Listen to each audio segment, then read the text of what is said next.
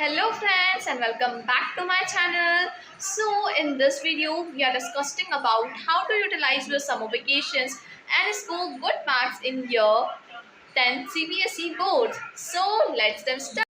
So क्या आप भी अपने 10th बोर्ड्स एग्जाम में गुड मार्क्स स्कोर करना चाहते हैं? इस वीडियो को पूरा देखना।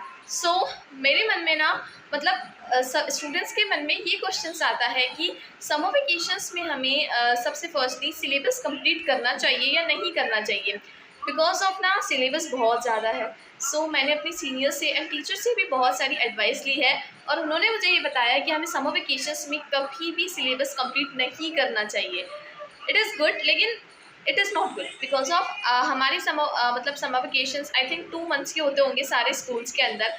एंड उसके बाद हमारे जो टोटल चैप्टर्स हैं all around I think 50 chapters हमारे टोटल होंगे एनसीईआरटी के अंदर। एंड अगर आप एनसीईआरटी के अंदर हर एक चैप्टर को पढ़ते हो एंड वन डे भी अगर आप एक चैप्टर को बेसिकली देते हो, तो वन डे अगर हम एक चैप्टर को देंगे, चैप्टर बहुत लेंदी, हम ओनली एनसीईआरटी रीडिंग करके बाकी को छोड़ देंगे।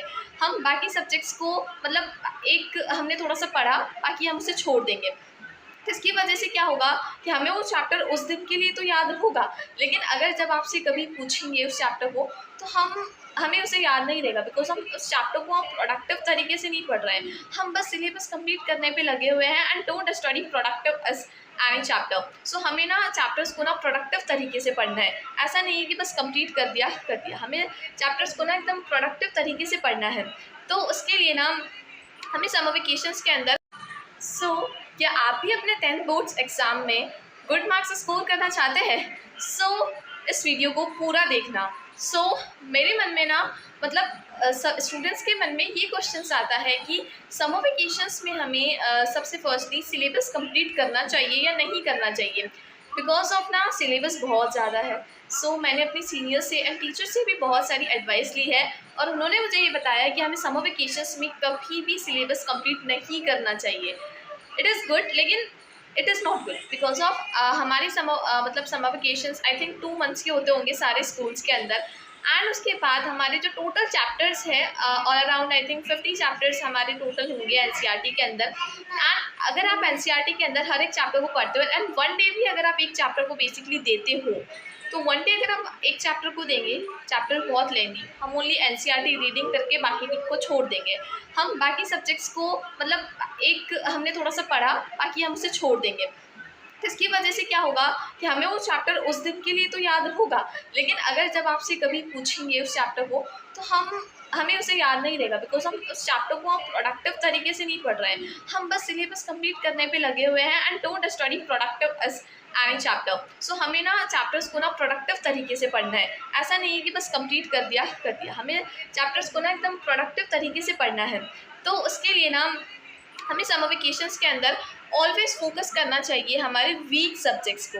जो भी जैसे कि हमारे वीक सब्जेक्ट्स हैं उन पे हमें फोकस करना चाहिए। अब लाइक जस्ट मैथ्स मेरा वीक सब्जेक्ट है, तो मैं अभी उसी पे फोकस कर रही हूँ अपने समर वेकेशंस के अंदर। तो आपका भी जो भी वीक सब्जेक्ट हो, आपको उसी पे फोकस करना है आपकी समर वेकेशंस के अंदर। एंड नेक्स्ट थिंग है, समर वेकेशंस किस लिए आते हैं? बेसिकली ना समर वेकेशंस जो होते हैं वो हमारे बैकलॉग्स को कवर करने के लिए आते हैं। बैकलॉग्स जैसे कि हमें अप्रैल मंथ में आप सभी का स्कूल लगता है एंड जो अप्रैल मंथ में जो भी आपके स्कूल में टीचर्स ने जो भी आपको पढ़ाया है वो आपको अभी फिर से यहाँ पर अभी जो भी बैकलॉग्स आपके रह गए जैसे कि आप नहीं पढ़ पाए हैं उसे अभी आपको समर वेकेशंस में यहाँ पर आकर पढ़ना है। मैं जून में ऐसा टाइम होता है ना कि आपको जो भी बैकलॉग से जो भी स्कूल्स में पढ़ाया है वो आपको अच्छे से पढ़ लेना है कि आपसे कोई भी वहाँ से कुछ भी पूछे आप अच्छे से आंसर दे पाए। इसके लिए क्या होगा कि नेक्स्ट जब हम लोग स्कूल जाएंगे तो हम ना उस चीज़ से कनेक्ट रहेंगे, और अगर हम उस चीज़ से कनेक्ट रहेंगे ना तो हमें जो चीज़ें हैं स्कूल्स की भी बहुत अच्छे से समझ आएगी। एंड समर वेकेशंस तो वैसे भी 2 मंथ्स के होते हैं, तो उसके अंदर ना हमें अपनी फिजिकल एक्टिविटीज़ पे भी फोकस करना चाहिए। Physical plus mental activities and study सभी भी हमें फोकस करना चाहिए। फिजिकल एक्टिविटीज़ हमें आउटडोर गेम्स वगैरह तो खेलने ही चाहिए एंड उसके साथ साथ स्टडी करनी चाहिए। समर वेकेशंस के लिए जो बेस्ट टाइम होता है स्टडी का, मेरे हिसाब से स्टडी का जो बेस्ट टाइम होता है वो होता है morning and evening. It is the best time for study and actually मैं तो नाइट रूटीन तक आई थिंक 2 AM तक पढ़ाई करती हूँ रात में। बेस्ट रूटीन यही है कि हम evening and morning time is best for summer vacations in study. बाकी का जो आपका दिन का टाइम होता है, आप उसके अंदर अपनी स्किल्स डेवलप कर सकते हैं, आपकी बहुत सारी चीज़ों को डेवलप कर सकते हैं।